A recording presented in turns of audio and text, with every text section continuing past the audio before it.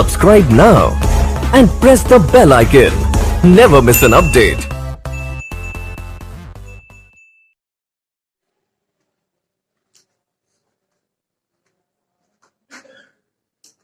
Good morning everyone. आज दिनांक 6 अगस्त 2020 कक्षा 11 रसायन विज्ञान में हमारा जो टॉपिक चल रहा है परमाणु संरचना। और परमाणु संरचना में हम पढ़ रहे थे कौन सी क्वांटम संख्या, द्विगंशीय क्वांटम संख्या, एजीम्यूथल क्वांटम नंबर। तो एजीम्यूथल क्वांटम नंबर या द्विगंशीय क्वांटम संख्या में हमने बताया था कि द्विगंशीय जो क्वांटम संख्या होती है किसे रिप्रेजेंट करती है, उपकोष को प्रदर्शित करती है। और इसे किससे रिप्रेजेंट करते हैं, स्मॉल एल से। और जो यल का मान होता है वो किस पे डिपेंड करता है, स्मॉल एन के मान पे, है ना। जो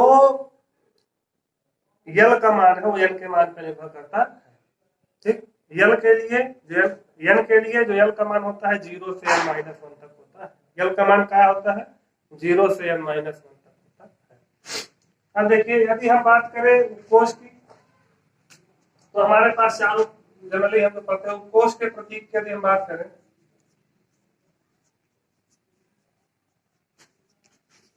तो क्या है, SPDF।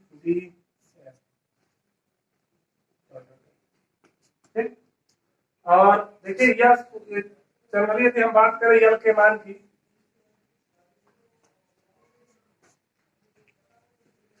तो जो यह स्मॉल में होता है, सभी चारों वर्ड क्या है, चारों लेटर क्या है, स्मॉल में है।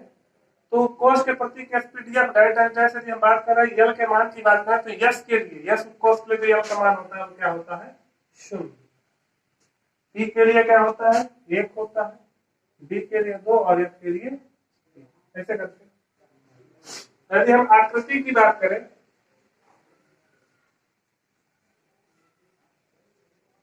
आकृति, तो आकृति आप जानते हैं कि जब यल का मान, देखिए यल का मान जब यस उपकोष होगा तो उसके लिए यल का मान क्या होगा, 0। और यस की आकृति क्या होगी, गोलाकार।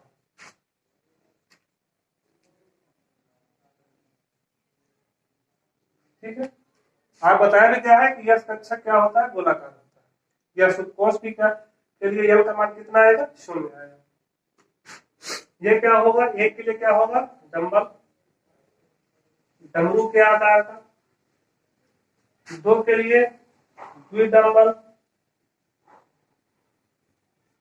और 3 में क्या होगा, चक्र। थोड़ा दुख बना लीजिए ऐसे।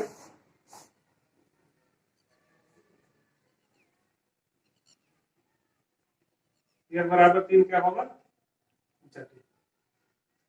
ये उपकोष के मान यल और उसकी आकृति में इस प्रकार का संबंध। यदि हम कहें यल का मान यदि 0 हो तो उसकी आकृति जिसमें वो है यल क्या होगा, गोलाकार। 1 है तो डंबल, 2 है तो द्विडंबल, 3 है तो जटिल। नोट करिए।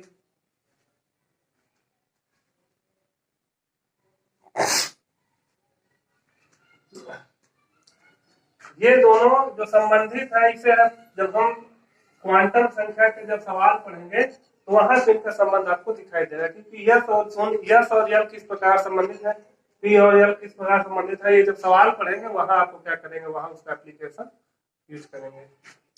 चलिए,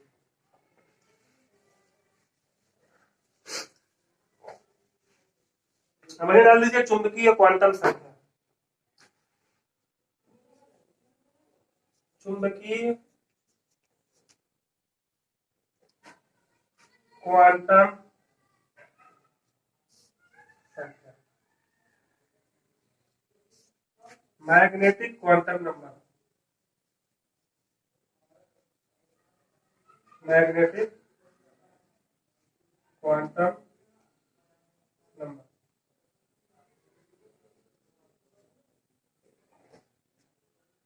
देखिए चुंबकीय क्वांटम संख्या क्या होती है। चुंबकीय, देखिए कोष के बाद उपकोष, उपकोष के बाद अब किसकी बारी आई, कक्षक की।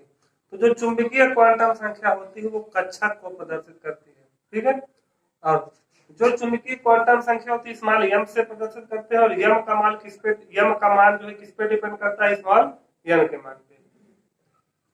जो चुंबकीय क्वांटम संख्या है वो उसका जो मान होता है, चूंकि क्वांटम संख्या स्मॉल एम का मान होता है वो किस पे डिपेंड करता है, द्विगंशीय क्वांटम संख्या के मान स्मॉल एम पर निर्भर करता है।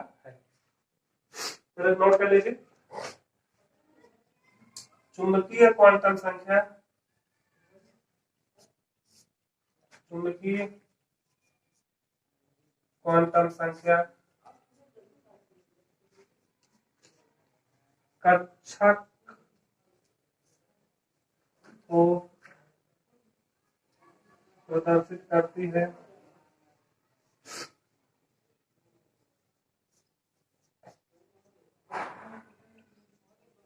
क्योंकि क्वांटम संख्या किसे रिप्रेजेंट करती है? कक्षक को रिप्रेजेंट करती है, और इसे स्मॉल m से प्रदर्शित करते हैं।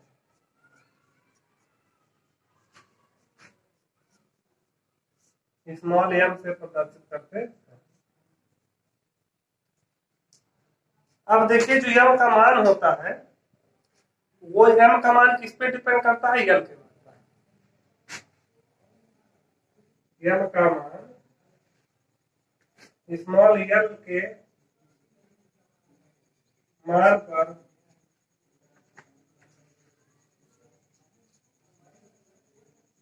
निर्भर करता है। किस प्रकार निर्भर करता है? देखिए, m का मान -l से प्लस l माइनस l से प्लस l तक। देखिए, जो m का मान होता है, स्मॉल m का मान होता है, तो -l से प्लस l तक शून्य सहित होता है। -l से प्लस l तक शून्य सहित होता है। नोट कर लीजिए इसे।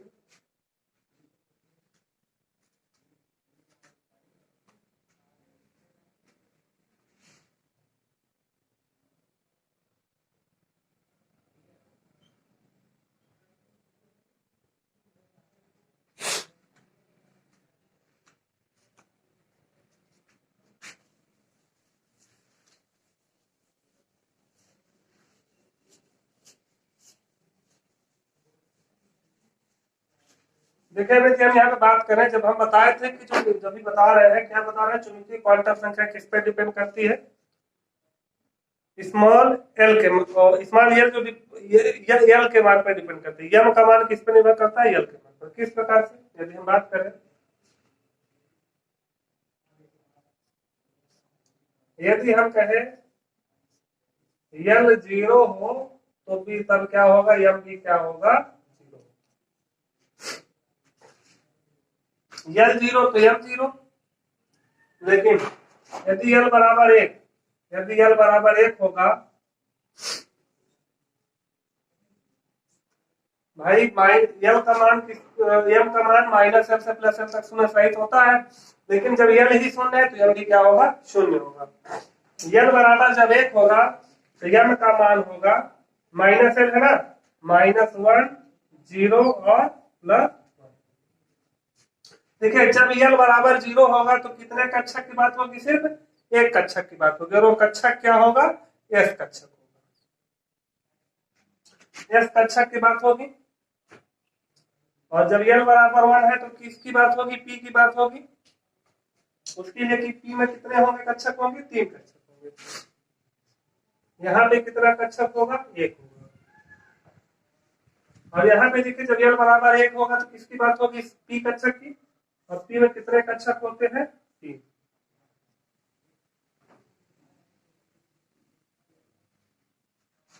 ठीक है।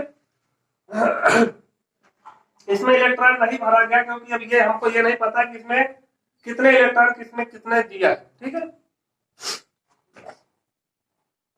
तीसरा, यदि हम एल बराबर 2 की बात करें तो किसकी बारी आ जाएगी? एस उपकोष के लिए एल बराबर 0, पी उपकोष के लिए एल बराबर 1, डी उपकोष के लिए एल बराबर 2। तो जो यम का जो मान होगा क्या होगा? -2 -1 0, -l से प्लस l तक। -l है, -l शुरू हुआ प्लस l तक, +1 और प्लस, देखिए 5 कक्षक बनेंगे यहाँ पे।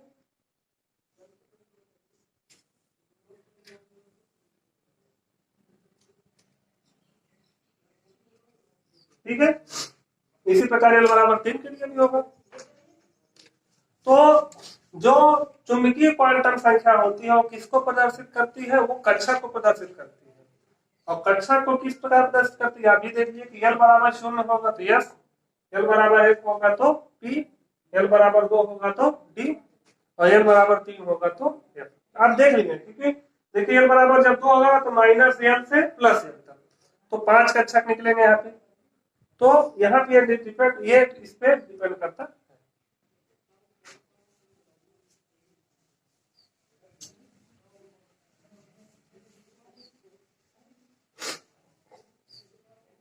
समझे, डाल दीजिए चक्र क्वांटम संख्या।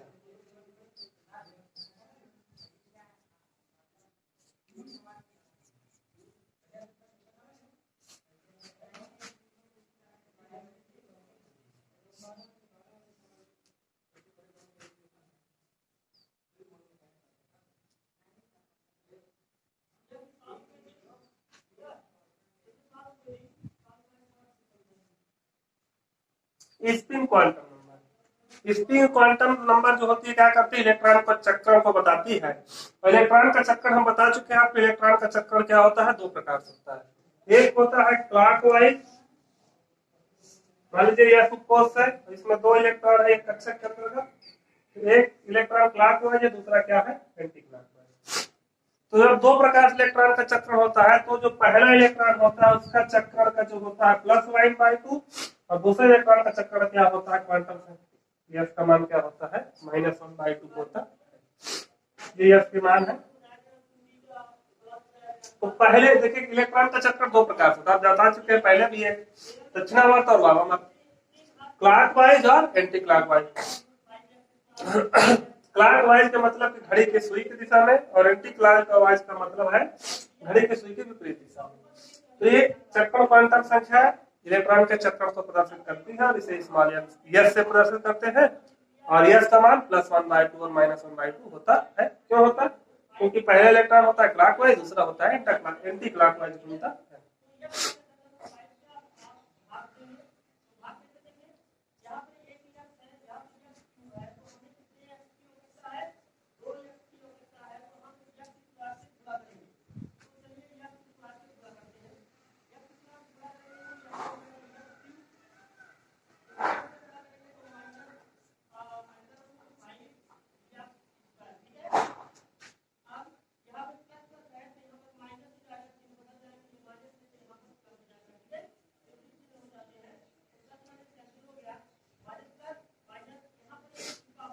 चक्कर क्वांटम संख्या किसे रिप्रेजेंट करती है? इलेक्ट्रॉन के चक्करों को।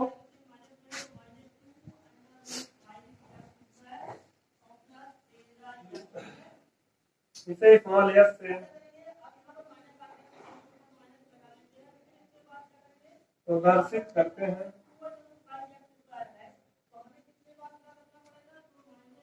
आप बता दीजिए कि s का मान +1/2 -1/2 कैसे होता है?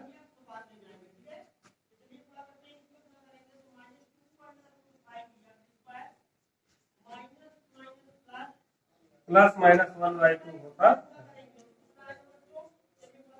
+-1/2 का मतलब है कि क्लॉकवाइज के लिए +1/2 और एंटी क्लॉकवाइज के लिए -1/2। नोट कर लीजिए।